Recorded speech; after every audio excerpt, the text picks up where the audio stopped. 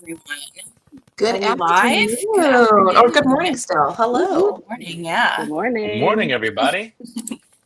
Welcome to our Common Ground series, OpenedEyes' new dynamic webinar series designed to spark culturally conscious conversations across our corporate, business, and educational spaces. This series dives into timely topics, bridging ideas and practices that impact today's workplaces and communities. So each session will be engaging in a mix of discussion, insight sharing, and real world application, creating a space where participants can explore challenges, exchange experiences, and discover these actionable strategies. So, our goal for these sessions is to foster meaningful dialogue, gain valuable perspectives, and offer guidance that helps organizations and individuals grow inclusively and intentionally. So join us as we find common ground where relevant conversations lead to real change. So let's meet our panel today. And if you could drop your name and organization in the chat so we can also meet you too.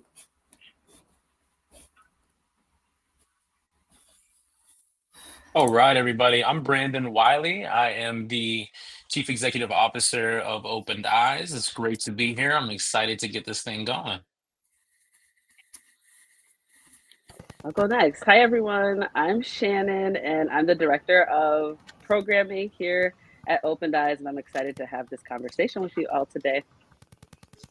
All right, and good morning, everyone. My name is Kathleen Washington. I'm the Director of Operations here at OpenedEyes.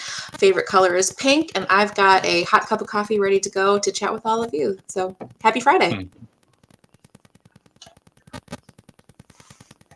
Happy Friday. Yes, Hubert, I'm sorry. I'm doing all of the tech stuff. So if I'm And delayed, rocking it. that's why I'm Okay. trying to work on all the tech stuff. I am the coordinator for this webinar series, and I am a new consultant for OpenedEyes. So nice to meet you all. It's great to have you, Jess. We're very excited about this new webinar series. We really want to start focusing too on a little bit more, like I said, outreach engagement, and really at the core, our mission and vision is self-development, and it is a self-developmental program that engages through these type of dynamics, so workshops, outreach, and reflection. And our big goal is to really try to increase self-awareness, and overall cultural competency. Our vision is to create an inclusive environment where we foster what we like to call culturally conscious conversations. And of course, you're going to hear that term throughout this presentation because that's the basis and the model and the foundation behind our program. So we'll break those things down for you a little bit more as we get into this.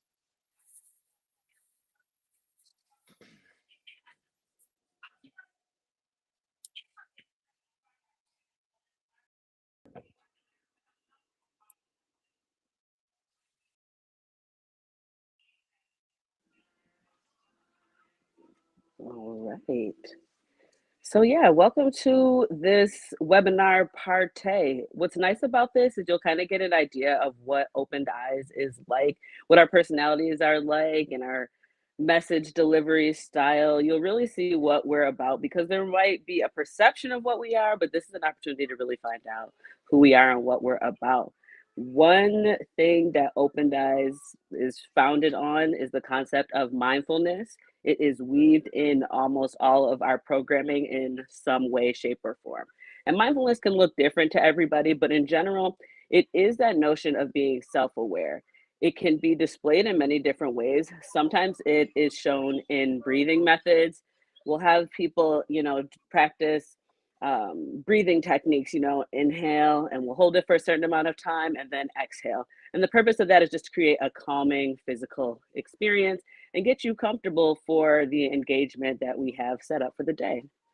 Sometimes people utilize guided imagery for mindfulness, and basically you would be looking at some type of visual, whether that be video or picture, and it can evoke some type of physical or emotional response. Typically, we would want that response to be more calming in nature. And then lastly, mindfulness, like I said, can look different to everybody. Sometimes it's listening to music, sometimes it's doing yoga or working out, talking to family and friends.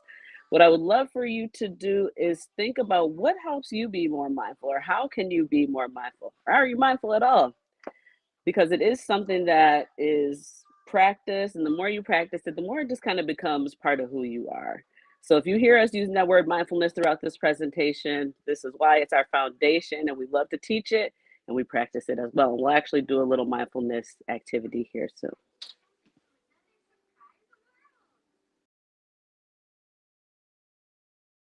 And when it comes to mindfulness, there's advantages and disadvantages of practicing it or not practicing it. When we are more mindful, you have an opportunity to be more present and engaged in conversation. Typically, your body language is open and welcoming so that that person feels comfortable engaging with you. And one thing we preach here is about active listening or mindful listening. And basically, that's just the concept of listening to understand somebody more so than to get understood yourself. You know, it really does put the person who you're speaking with at the forefront to a degree, while also being mindful of how you are responding and interacting with them. Being mindful can truly, truly impact your interactions with people and really make them go a little bit more positive, because you're more mindful of how you're feeling, how they're responding, and what's going on in that moment, just so you're less likely to offend each other or have a poor interaction. But on the other side of mindfulness is some disadvantages. So you can choose to be mindful or not. But with choosing not to be, you're just choosing not to be present. And when we're not present, sometimes our thoughts can wander. I'm a mind wanderer for sure, but I do try to bring myself back to the present, because when our mind is wandering, sometimes we're thinking about things in the future, what's coming next, and that's where anxiety lives. You know, anxiety is in the future. And then sometimes you can be thinking of things in the past and you're reflecting on that, and it just creates a whole situation. So, with mindfulness, the best bet is to practice being present and in the moment so that you have better interactions with others and a better understanding of yourself. So, let's practice what we preach, okay? We're going to invite you to engage in a mindful affirmation. What I'm going to do is read what's on the screen. I'll say something and I'll ask you to repeat it. And since I can't see you all right now, I'm not looking for you to speak up or anything like that, but I'll just take a pause so you can repeat this as well. So let's get mindful, get comfy, put your feet on the ground if they're not already. Hands relaxed, shoulders relaxed, and feel free to close your eyes. I'm not going to close my eyes because I got to read. And I can do a lot, but I can't do that. So let's get into it. First and foremost, I will be kind to myself and others. I will allow myself to hope and to laugh. I will love what I see in the mirror. I will accept love and give love. I will give myself some space to rest and to grow. Oh, don't that feel good? And that's what mindfulness is all about. It's just like a quick moment for you to give yourself a little love, practice some awareness, and bring yourself to the present. And how we utilize this is not only teaching little moments like that, but we infuse it into our programs, as I had mentioned. We have 3 programs that we typically do for the community or our consumers here at OpenEyes. It's kind of interesting because we're able to tailor it to the consumer, yet we also have a model that is applicable to all. We truly have a holistic program that we think anyone, regardless of age, background, can get something from. We have our transformational change model, where that's more supportive to organizations who are looking for more cultural competency and more organizational wellness. We do talk about mental health and the impacts that work culture may have on that and ways to improve. We also have our Lens program that is more youth focused. Sometimes it is done in educational settings or other settings where the youth might be. And we talk about things like perception, awareness, communication, resiliency, just those things that that developmental stage goes through and how we can combat those and support our youth. And lastly, we have our leadership series. And with that series, you're able to learn how to be more of an inclusive leader, a servant leader, and learn some different strategies that can be used for community engagement, because we are all about connecting with the community. That's why we're doing this webinar for free, just providing some education, right, guys? Just to connect with whoever wants to connect with us. So that's a little bit about OpenedEyes. Happy Friday, and I'm going to pass it over to Kathleen, I believe. I could be lying. No, I'm not lying. Nope, not lying. Tell Hello, us about the everyone. research, Kathleen. Why do we do this? Yes, absolutely. So there's been a lot of things that have been going on in the country, across the nation. And so we're seeing that according to the Center for Creative Leadership, we've got employees, inclusive workplaces reporting that their employees are healthier, their work boundaries are more positive, their employees are not burning out as quickly, they're more likely to stay with their organization. So that costs an organization money to onboard new folks. So having people want to stay is a good thing. So if inclusivity is reducing burnout, what could that mean for productivity and engagement in your workplace, right? So those are some of the big questions that we answer with our conversations. Harvard Business Review, they're saying that 35% of organizations don't talk about culture frequently. And even though there is research showing that these learning-oriented cultures are more present and diverse in inclusive organizations, there's some room to grow here. So if they're not talking about culture, what message does it send to your employees, right? Because culture is very encompassing. There's a lot of things about culture. Culture we've put into like a small space, but culture is huge. So if we're not talking about culture, then what are we talking about? So we do have, as Shannon was just talking, we have some programs that we included into OpenedEyes curriculum. And over the last 5 years, we have also been collecting our own data. So we've got data on a larger scale, but we've got some organic and raw data of our own. So let me show you that. Over the last couple of years, we've noticed a big increase just in Erie alone, that there's conversations that are influencing folks' personal and professional perception of culture and mindfulness.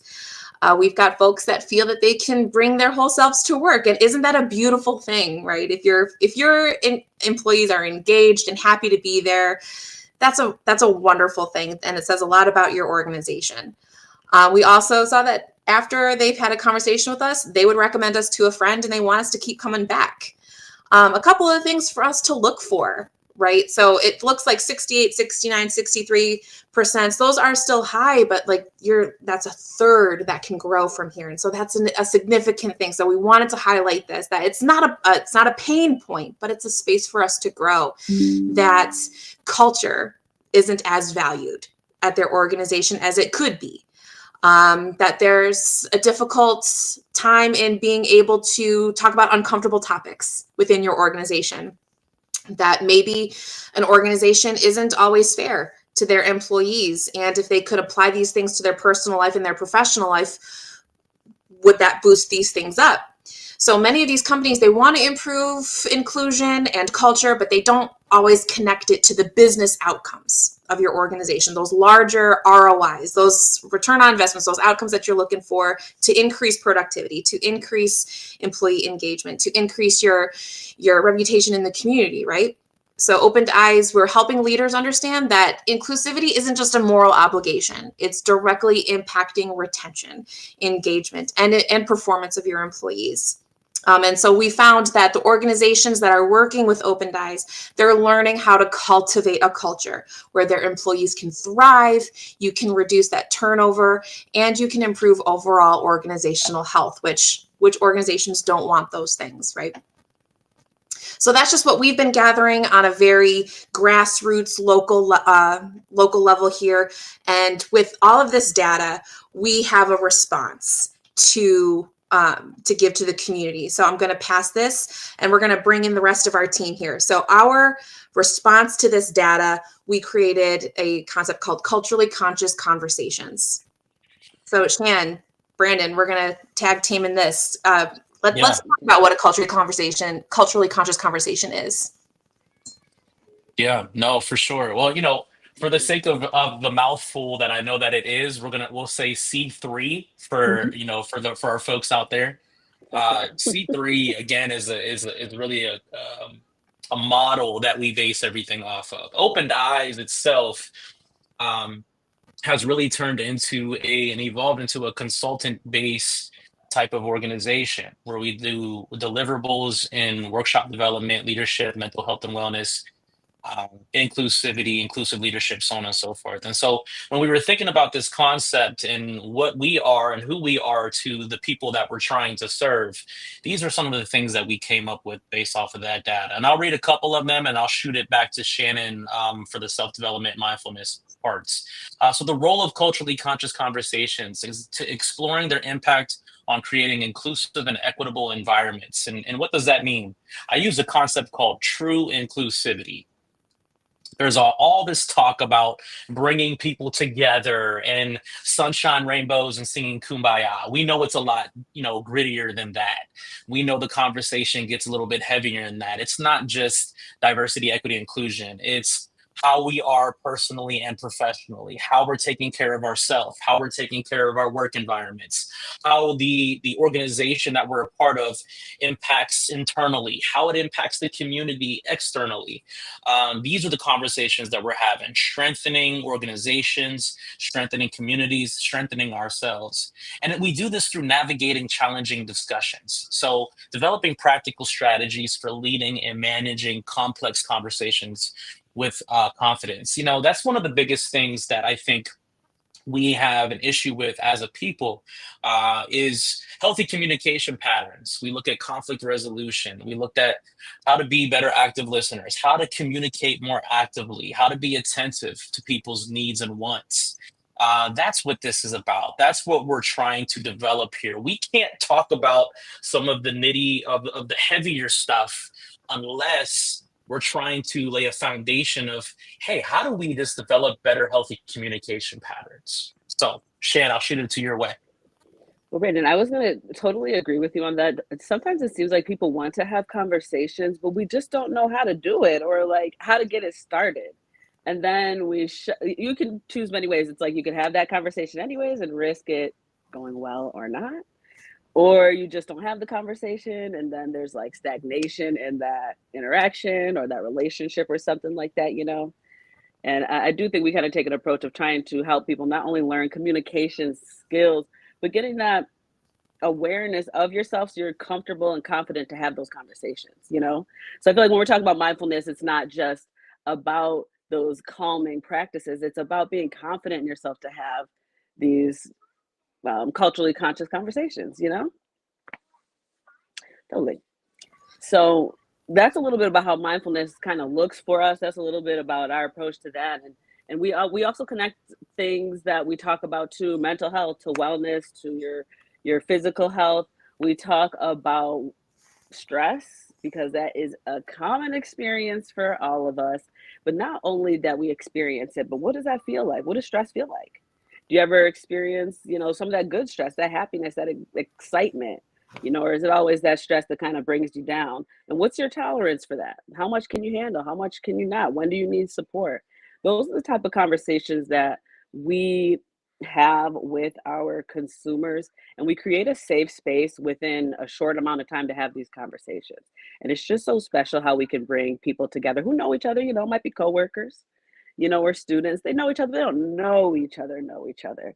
But when we have these conversations, it just really is a safe space for them to open up a little bit about who they are from a culture perspective or what they're going through. Like, man, this work day is really stressing me out. This work schedule is really stressing me out and it's impacting my family. How can I be more mindful so that I can manage those feelings of stress in those moments? So that's just kind of the vibes of the culturally conscious conversations. It really is kind of informal in nature, yet it's educational, it's emotional, and it is really meaningful conversations that we have.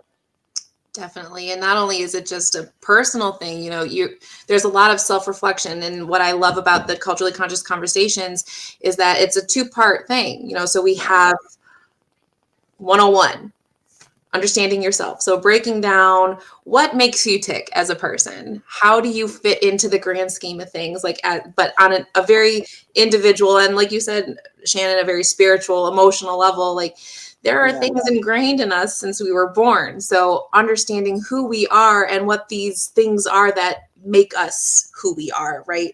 And then understanding in 102, understanding your organization, where do you fit in with your organization? And how can understanding how each of you are as an individual, how can you bring that best self into that organization? And how can you continue to grow that organization to a larger conversation, right? So something that we've done is that organizational wellness piece is like, so how does this fit? What does this all mean? And something that OpenedEyes has done in the last couple of years is collecting this data of like, how are your employees? Are they happy? Are they taken care of? Do they feel like leadership is connected with them? Do we feel that there's work to do? And let's be honest with ourselves. We all always have work to do. We are not perfect people. We're We always are not learning. perfect organizations. It's a lifelong learning thing, which is great. And some of the data that we've collected, we're saying that like 91% of the folks that have gone through a conversation with OpenedEyes felt that the content that we've covered and the things that they are learning together, either individually or as a group, that it's positively influencing their own perception of what culture is. It's positively influencing what they think of mindfulness, of what inclusion looks like on an individual and group scale. You know, they're confident that the things that they're learning and the things that they're hearing in our conversations, not only can they use in their personal lives, but they apply it to their professional lives as well. And that's a big thing. When you can have some crossover with your personal and professional life, and that starts to feed each other in a positive way, how beautiful is that? Amazing. Especially like you're at work a lot. If you know what I mean, or you're giving extra energy outside of yourself a lot. So imagine if you're feeling a little more content with you, feeling a little more content with the outside spaces as well. It's a win-win. Right. And we're covering a lot of topics. So, I mean, Brandon, you've been hosting most of our culturally conscious conversations. Can you talk through like some of the things? What are we talking about in understanding yourself? Yeah, so understanding yourself is we have over the years, again, to mimic what Kathleen and Shannon were saying, over the years we collected a lot of data. This is Open to Eyes is creating an evidence-based practice of information to showcase that these conversations are effective, they're impactful. But part of that assessment process is really gaining the feedback from what are people wanting? What do people need? That's always one of my first questions to our clients are, hey, where are the needs? And have you identified those needs with your people? So let's explore that. And that's really where we came up with this C3 101, C3 102. And C3 101 is that more reflective piece. We realize that in order for us to understand anything or anybody else, we have to first understand ourselves. Right. So that goes heavy into the mindfulness based practice piece, which Shannon has been talking about a lot today. What are our own perceptions?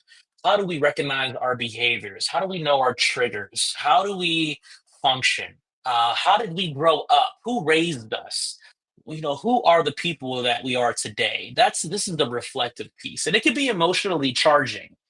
A lot of our sessions, we talk about, again, mental health and wellness. We talk about trauma based type of care. And so, this exploring the deepest parts of ourselves, we need to do that in order to move forward. And so, that's really what we begin to see within the understanding yourself piece. And of course, we also implement things about bias behavior, some foundational conversations about what biases are, how biases impact our relationships. We need to have those conversations. Biases are a universal concept. Everybody has them, and they all show and they all show in some way, shape, or form. It doesn't mean you're a bad person. Doesn't mean you're an evil person. Biases are just a human condition. And so we have that initial conversation in 101. 102 gets a little bit more in depth about the environment that you're a part of, the organization that you're in. Let's assess the organization that's around us, the organization that you're a part of. Is it a healthy work environment? Is it a supportive work environment? Is it not so supportive? Is there some toxicity within that framework? How can organizations grow past it to be able to have high productivity in their craft? How does things become healthier internally? and how does that transfer externally? And so after those C3-1, C3-2 conversations, we begin to get into other dynamics or have other what we call power sessions that are the transformational change under the transformational change package. So after C3-1, C3-2, which is mandatory to take before we can get into anything else, we assess the organizational need and we're able to look at some other topics. These are some topics that are a part of the transformational change. Of course, one asset to our organization is that we're tailor made, right? We want to tailor the information to the specific organization. That's why we do assessments. That's why we measure the atmosphere. That's why we measure the environment. We want to figure out what makes more sense for your people. And so after C3-1, C3-2, participants, clients have opportunities to go into these other sessions like culture shock, power and privilege, systemic change, organizational wellness, servant leadership, mental health and wellness. And so that data that we collect from those first two sessions helps us really understand where the organization needs to go to next. And then we have our leadership series that we had mentioned before. And basically, what this series does is it helps organizations, and that could be anybody in the organization. I think typically when we see leadership training or leadership workshops, the assumption is that it's for leaders, those in leadership positions, supervisors, CEOs, etc. But we like to take a different approach because we believe that everybody possesses the skills to be a leader.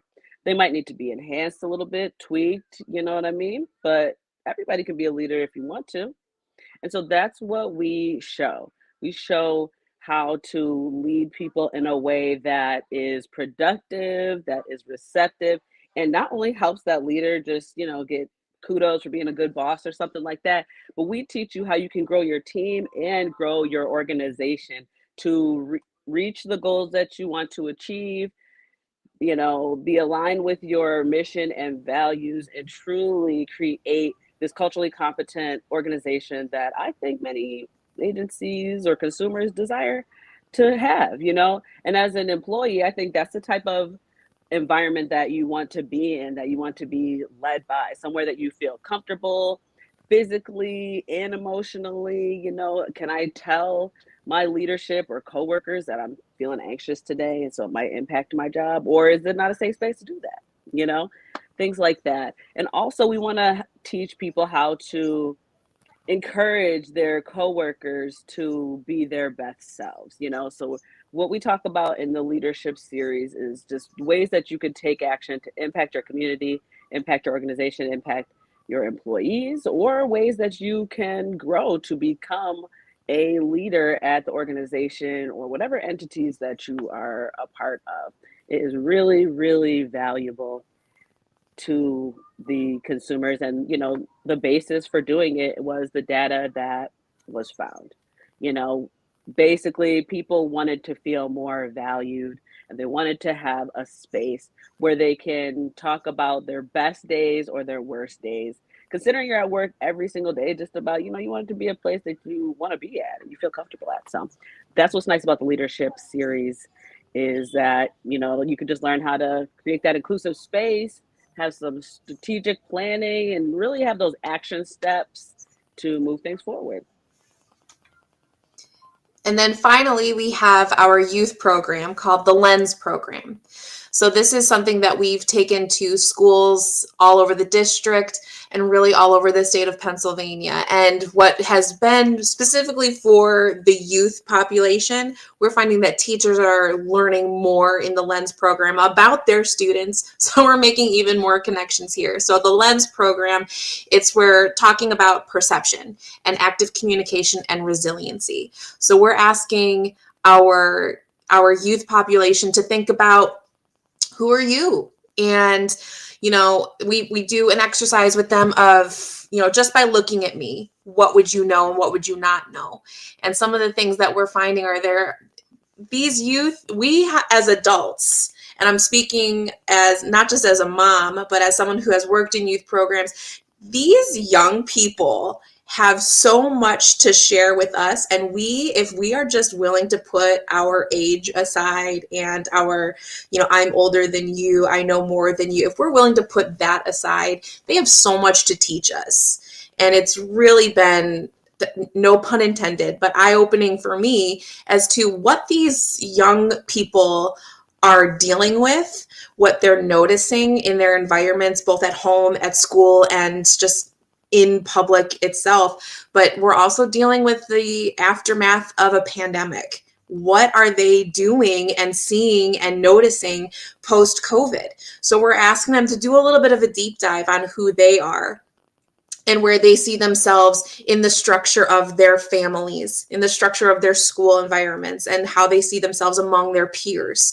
What do you notice of your peers? Are you being a friendly face? Are you being, a friend, a good helper, good listener, a good student? What is making you tick in these areas? And what about you is different than the person sitting next to you? Or what do you notice about others that's different from yourself? And are you willing to acknowledge the differences? And are you asking questions that are respectful? And are you receiving questions in a way that it's like, I'm willing to answer these questions in a respectful place? Or are we just going to continue the bullying? Are we going to continue of you're different, I'm going to take this in a negative way and make you feel some kind of way about it? So we're asking them to have those deeper reflections and understandings, where it's like what Shannon was saying with the active communication. This is something that I, as an adult, still struggle with from time to time. It's like you pre-plan that conversation that you're going to have with someone. And it's like, if they respond this way, this is how I'm going to take that response. If they respond this way, it's very much like are you here? Yes, then you go this way. Are they going to respond this way? No, then you go this way. Like, it's a very spider-webbed conversation that you pre-plan and you marinate and you let it practice a couple of times. But we're trying to break that cycle of just listen to be in the moment, listen to understand what is being said and the conversation that you're having, rather than listening to respond, right? So are you in the moment?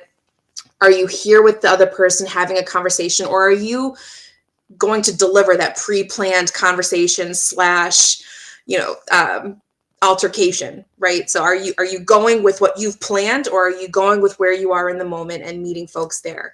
So having them communicate that way. And that's the piece that teachers are taking away the most, because they are also putting themselves in a position of, I am teacher, I listen to respond.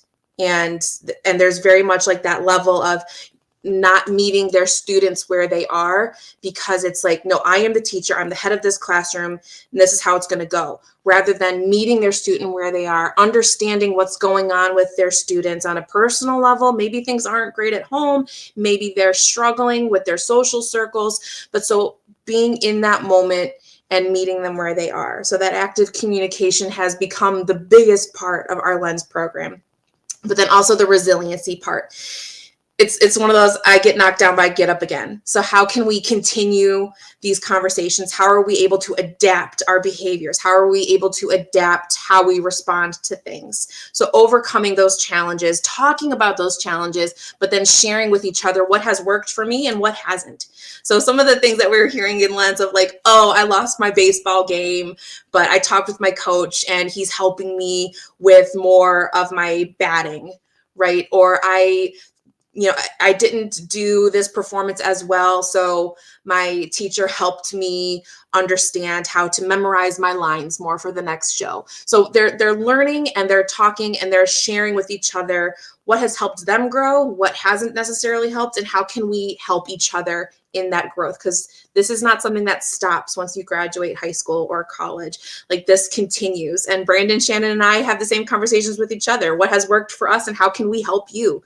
Because sometimes you need to lean on your village. You need to lean on each other to help grow, because we can only take ourselves so far. Sometimes we need that boost from a friend. So we're trying to, that ripple effect of creating safe spaces and healthy conversations starts when they're really little. So that's what the Lens program is essentially meant to do. Yeah, and I want to just kind of continue to mimic just a lot of what you said, though, Kathleen, and really just hone in on the fact that this program is also even though it's geared towards youth, our whole program, as everybody can see, is centered around empowerment, empowering ourselves, being able to be resilient. I mean, resiliency is a focus point throughout this whole thing. And I believe we live in a time where people have a hard time being told no. People have a hard time, even more so now than ever, losing something. We're overstimulated with social media. We're overstimulated with how we think things should be, and it's just it's a whole like not reality. It's just something that is superficial, is the word I'm looking for. We see a superficial world behind us, right, all around us, and people feel like they're not doing enough, and so our confidence is down, and especially our children's confidence are down. Their ability to have to pivot and navigate has been a little bit more difficult, and so these are the things that we're seeing when we're going and we're having these conversations with these younger people. And so this program really, again, is obviously to help build the youth population, but it's also to help build us and the teachers who are working directly with these people to know how to work with them, to really know how to meet them where they're at and then build up together, because that's the goal. Meet people where they're at, not stay there, but develop, but to grow, to build resiliency, to be stronger people mentally, physically, emotionally, spiritually, however you want to define that. And so that's what the Lens program really hits on. And throughout this whole Common Ground series that you will be a part of, you'll see the elements of resiliency, of wellness, and how we just overall become better people. All right, and so the next slide, this is where we're going to get a little funny. We have a video, but if it doesn't play the sound, I'm so sorry. Feel free to pop it in the chat if you can't hear it. If you can't hear it, we'll be sharing it on our Facebook. So make sure you're following us on the social media so you can see this really amazing video that we've got about a program that we did not too long ago.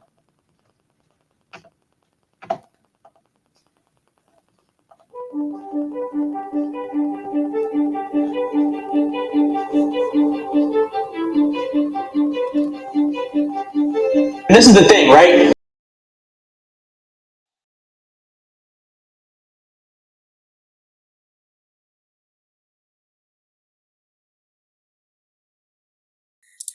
It was working, Kathleen, and now the sound stopped. The believer of we can't advance our communities and the issues that we have as a country if we're segregating and separating ourselves. And so things like that, for some who may think, oh, that's cool. That's a big deal. So today's session was great because Brandon did a great job of keeping the class engaged. And what he did was he first helped people understand what bias was and then gave us some tools on how to overcome those biases.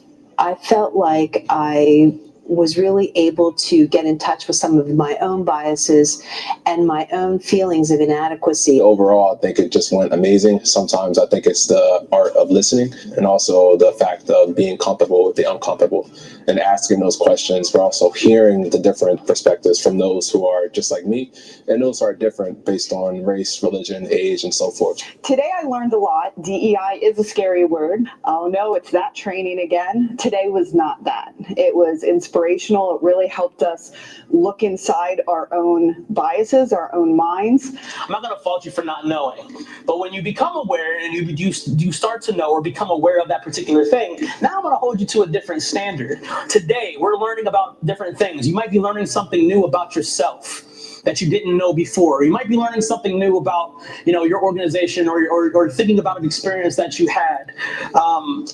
This is part of the process. This is part of the growth. Hi, I'm Sandra Trejos. I'm a professor of economics at Pennsylvania Western University. I am very happy to share that I'm very pleased with the session we had with OpenedEyes.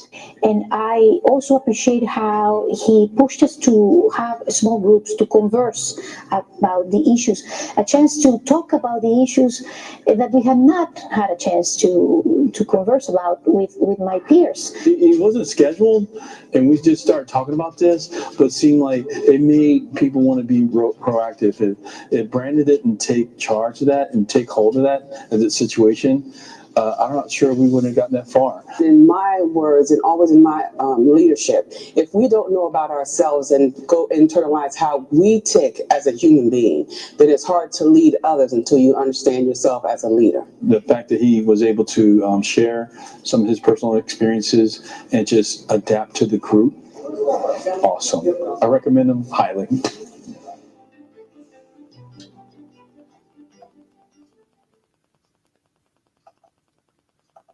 All right. Whoop. And with that, do we have any questions? Any thoughts, or anyone want to share anything? Jess, do we have anything in the chat? I do see that we have some new folks joining in from Welcome, when we started at 11:30. So welcome all of our new friends. If you have any questions, please feel free to throw them in the chat about any of our programs, how you want to get, if you want to get involved with us. Panel's very free, very open to talk about whatever you like. I have a question to get us going. Yeah. One question I've received about OpenEyes is, are you diversity trainers, or do you just talk about diversity? So how would we respond to that? You know, is it a nay? I can't know. Oh, you were cutting out a little bit for me, Shan, but I think, could you repeat the last bit of your question? Oh, I think you went out on this, Shan, a little bit. What I'll follow up on is, that's a great question that you posed, Shan. Um, we do get that a lot, and I think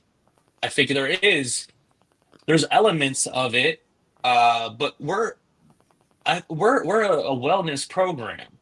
We are a personal and professional wellness program, and DE&I is a very, I don't want to say overused term, but it's an overused term. I mean, I'm not going to keep it 100 with everybody. It is. And because of that, there's a reason why there's a lot of misconceptions about what it is. Do we classify ourselves as DE&I?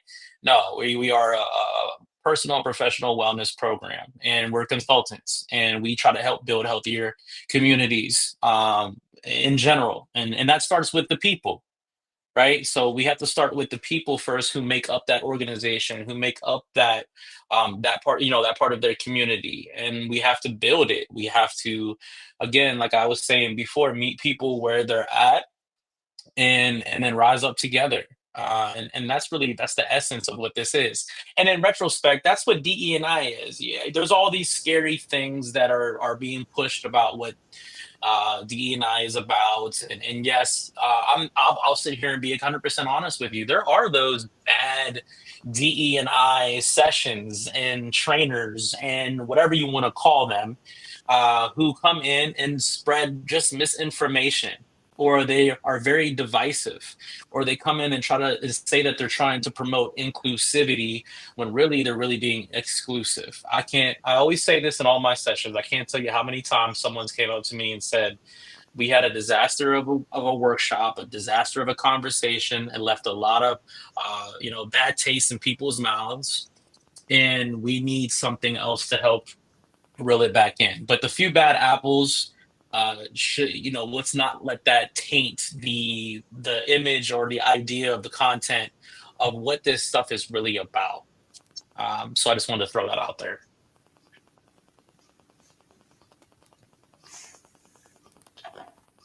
So follow-up question for that would be, what makes OpenedEyes a different organization than those DE&I trainers that you were just referring to, Brandon? Yeah, so I like to view us. We have a very multifaceted approach. We have myself. I'm a licensed mental health therapist. Shannon is a licensed mental health therapist. our people come from very different backgrounds. Kathleen's in communications and marketing, and Jess, you've done workshops in, in your respected areas. We all provide just some dynamic, pieces. Everybody on the team comes from different walks of life, and really, and like I said, we like to call what we do culturally conscious conversations. We're conscious consultants, conscious coaches, conscious counselors. These are the things that we're trying to identify with. And when we're in the space, people are coming up to us and saying, hey, what else do you got? What else do you have? How can we continue to keep consistent with this information? Because that's the other issue with it, right? The issue is consistency. And if we're not being consistent in the messaging, if we're not being consistent with trying to create healthier environments, then we're kind of letting it go by the wayside. And so we have to be 100% mindful of that. And so I think because of that element that we possess, it makes us very dynamic and really fluid in all the spaces that we're in.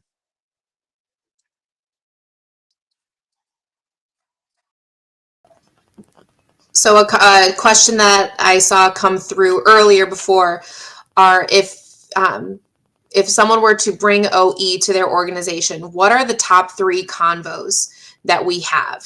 What are our most popular conversations that have really made a whole lot of change? We know C3.1 and C3.2, the understanding yourself and understanding your organization, are the foundational ones. But outside of that, what are our biggest topics that we bring to the table? Yeah, so I would have to say, after we get through those foundational sessions and we do a lot of our assessments and follow-up conversations, we get a lot of interest in the mental health and wellness piece, and also leadership is a big one too.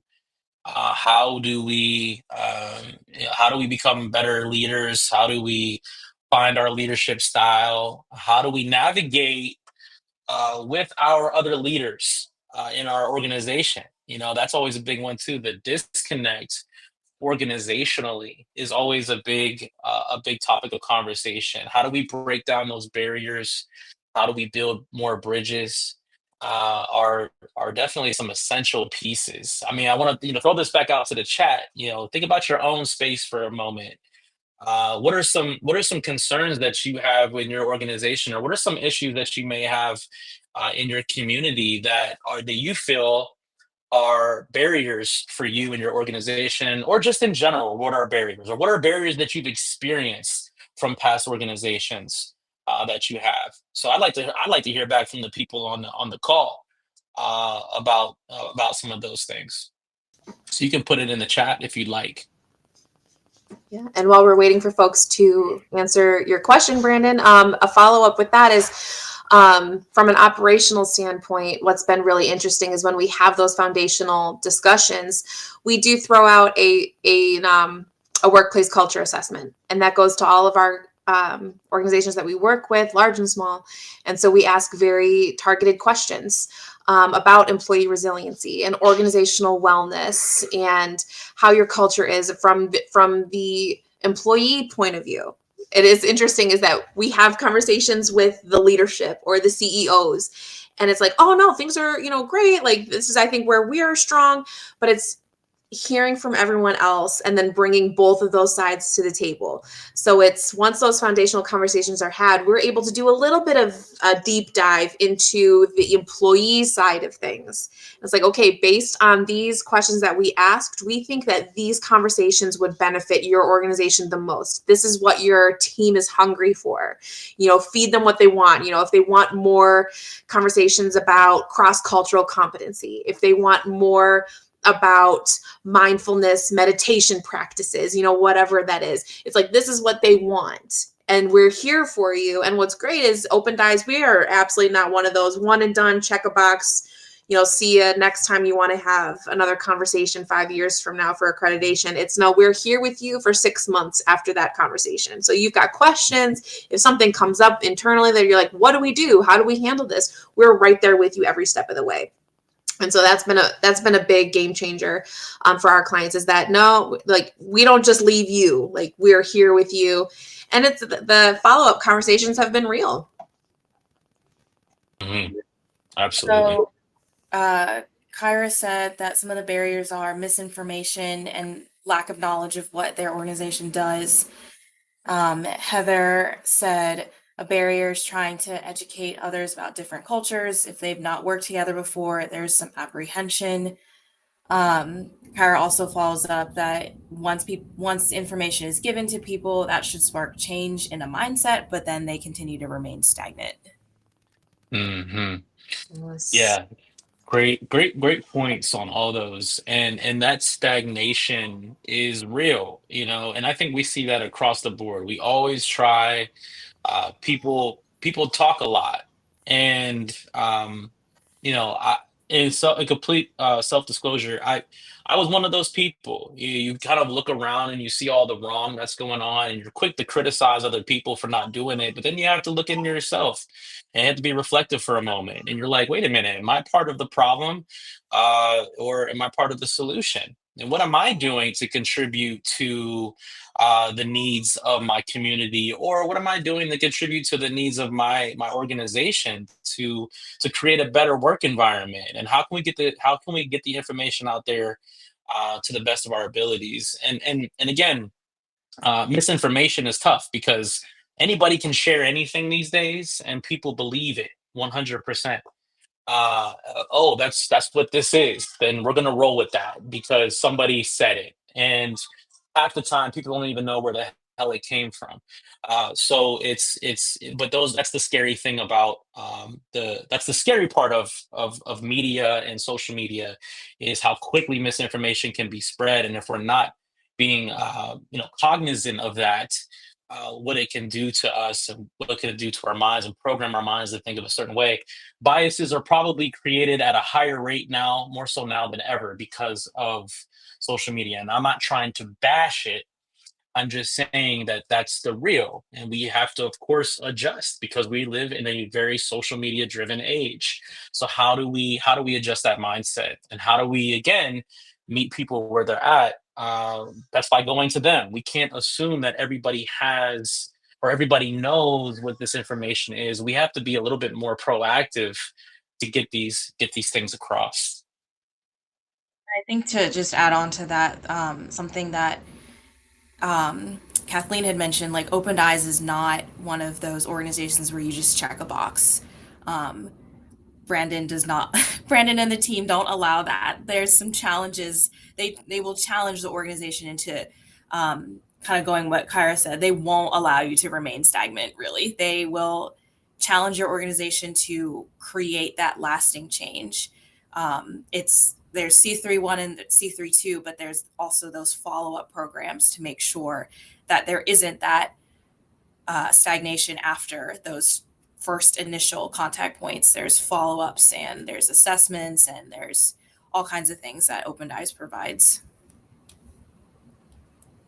Right. And what's really great is going back to what Heather had mentioned, is that, yeah, it's these uncomfortable topics and uncomfortable conversations that Brandon and our team, we come in and it's almost like a pop bottle with like one of those, like, you got to rip the tabs off to open it up. And that's what happens, is like, we just give your organization a little bit of a click and everything just comes up.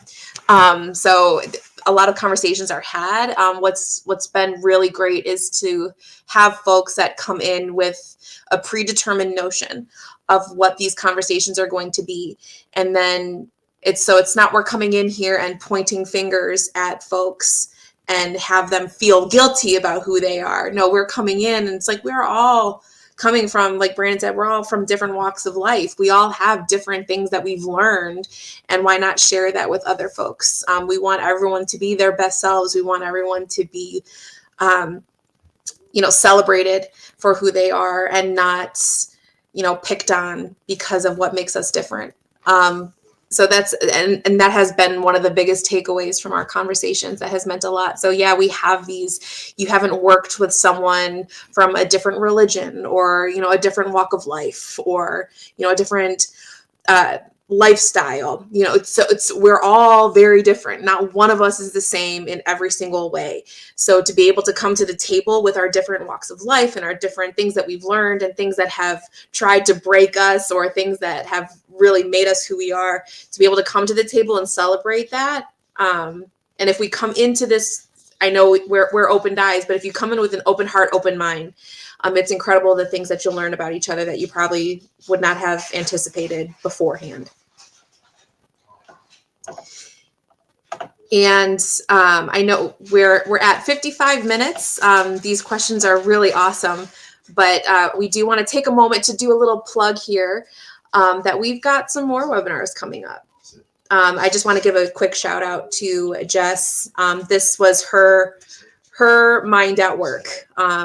So thank you so much for providing these spaces and challenging us as an OpenEyes team to have these conversations that can be accessible to anybody anywhere. So mark your calendars now for some more content coming your way. Yeah, and I really want to highlight too, and I saw Kyra has had a question too. We'll get to that in one moment. Thank you, Kyra.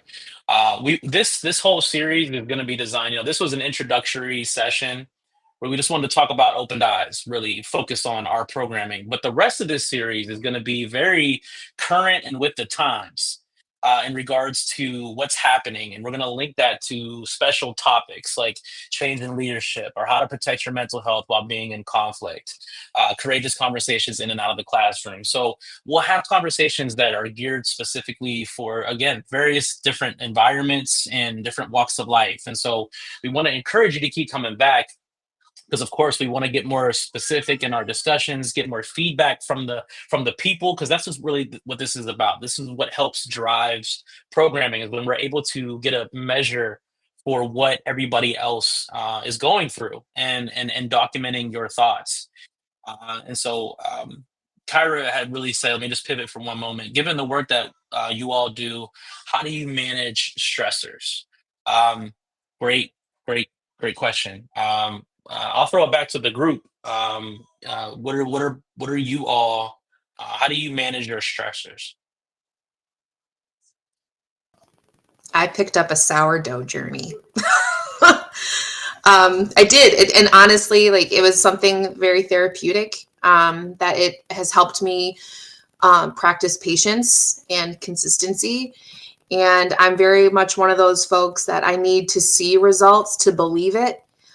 So this was something that I just tried, and it takes you like 3 weeks or so to be able to make bread. And when I told my husband, I was like, this flour and water in 3 weeks will become bread. It's like 3 weeks. I was like, patience, consistency, and resiliency. Like, that's how I'm practicing this. And it was honestly quite a journey. So sourdough, but in the intermediate, like in the very short term thing, I do a lot of yoga. So that helps me with my stress. Short term, long term.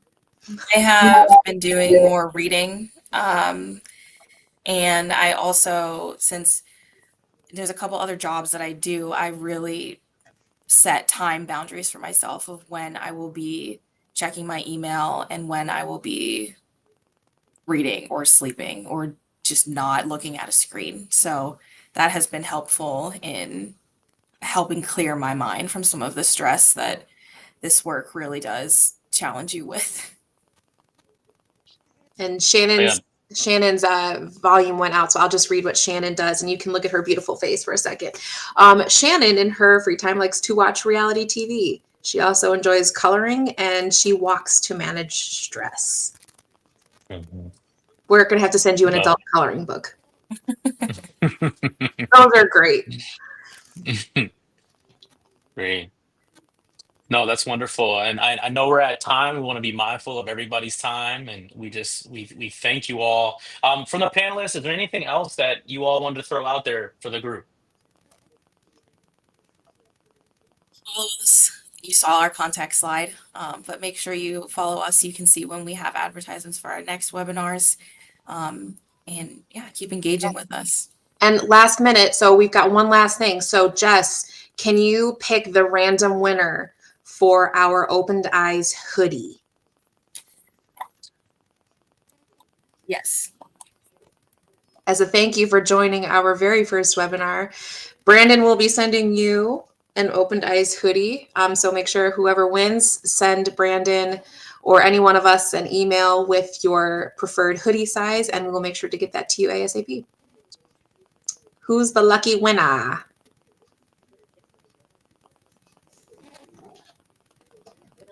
Pronounce your last name. I'm so sorry, but it's Tommy Vervoort from Port Erie Plastics. Yay. All right, Tom. Thank you so much. Thank you for joining. We're looking forward to more conversations. Please stay tuned, and we hope to see you at the next one. All right. Have a great weekend, everyone. Happy See you, everybody. Friday. Happy Friday. Thank you.